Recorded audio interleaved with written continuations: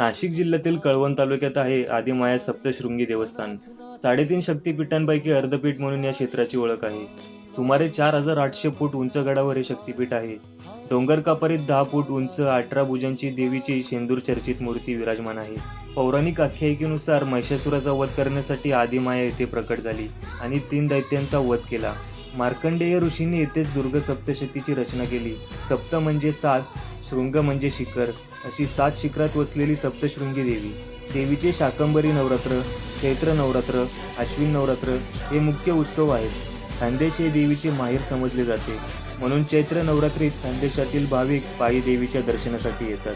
कोजागिरी पौर्णिमेच्या दिवशी तृतीय पंथींचा विशेष उत्सव असतो. सप्तशृंगी माता संत ज्ञानेश्वरांची कुलदैवत असल्याचे सांगितले जाते. छत्रपती शिवाजी महाराजांनी सुरतेच्या स्वारीनंतर सप्तशृंगी मातेचे दर्शन घेतलेले उल्लेख आढळतात. उंच शिखरावर वसलेली सप्तशृंगी माता भाविकांच्या मनोभावना पूर्ण करते असे सांगितले जाते. तर मित्रांनो, तुम्ही कधी सप्तशृंगी मातेला गेला आहात का? मला कमेंट करून नक्की सांगा आणि फॉलो करायला विसरू नका.